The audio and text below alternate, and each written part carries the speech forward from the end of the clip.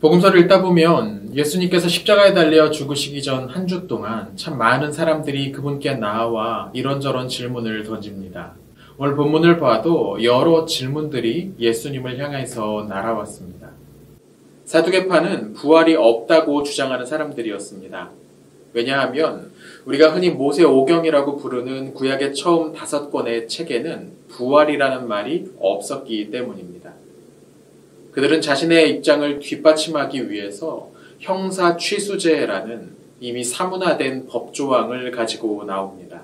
형이 후사가 없이 죽으면 아우가 형수를 아내로 삼도록 하는 조항이었습니다. 사실 이건 여성의 지위가 굉장히 불안정했던 고대에 그 여성들을 보호하기 위한 법률이었습니다.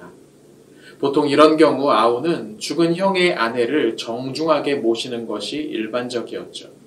그나마 이런 제도는 예수님 당시에는 거의 사문화된 그런 조항이었습니다. 그러나 사두개인들은 굳이 이 구절을 끄집어내서 자신들의 주장을 뒷받침하려 했던 겁니다. 생각해보면 우리도 사두개인들처럼 이런 억지를 부릴 때가 있는 것 같습니다. 사두개인들의 모습은 아무리 봐도 무리한 억지였습니다.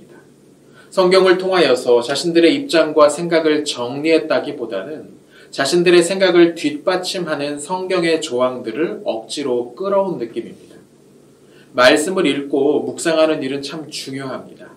하지만 말씀이 우리의 생각과 행동을 바꾸도록 우리를 내어드리지 않는다면 우리가 읽은 그 수많은 말씀들은 우리의 잘못을 정당화하는 데 잘못 사용될 수 있습니다. 그리고 그건 더 악한 결과를 낳게 될 겁니다.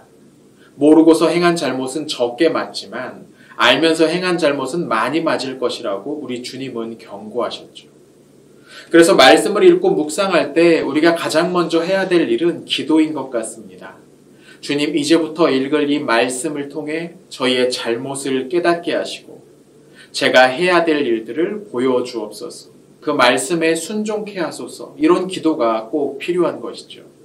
주님은 이런 사두개인들의 억지 질문에 놀라운 하늘의 진리로 대답하셨습니다. 예수님이 하신 대답의 핵심은 이것입니다. 하나님은 죽은 자들의 하나님이 아니라 산 자들의 하나님이다. 이것은 무슨 말일까요? 지금 사두개인들은 죽은 자의 일에 관해 묻고 있었습니다. 이 사람이 죽으면 어떤 일이 일어나고 저런 경우에 또 죽음으로 어떤 일들이 일어나겠느냐라는 것이었죠. 사실 그것들은 지금 당장 그들의 삶에 아무 상관이 없는 것들이었습니다. 그건 그들의 지적인 허영심을 만족시키기 위한 문담놀이였을 뿐입니다. 그렇게 죽은 자의 일들을 묻는 동안 그들은 살아계신 하나님으로부터 멀어지고 있었던 겁니다. 어디에도 의지할 데 없는 과부의 삶은 그런 문답을 위한 도구로 전락해버릴 것이 아닙니다. 그들이 해야 될 일들은 그런 일을 겪고 있는 기구한 과부의 삶을 돕는 일이었습니다. 그것이 살아계신 하나님과 오늘, 지금 교제하고 있는 사람이 해야 될 일이겠죠. 저는 우리의 삶이 문자에 묶여있지 않았으면 좋겠습니다. 물론 많이 읽고 새로운 것을 알아가는 것은 즐거운 일입니다. 말씀을 읽을 때 이런 것이구나 하는 기쁠 때도 있습니다. 그러나 더 중요한 것은 거기에 머물지 않고 이제 그 말씀을 주신 하나님을 만나 그분과 동행하는 일입니다. 그분의 마음을 우리 안에 품기 위해 버둥거리는 작업이 필요한 것이죠.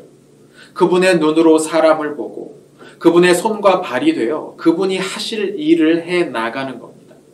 살아계신 하나님을 만나는 일은 그런 겁니다.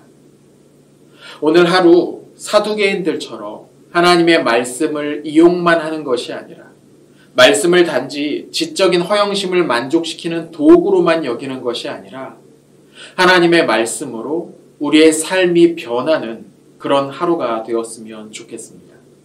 하나님이 오늘도 여러분과 함께 하실 겁니다.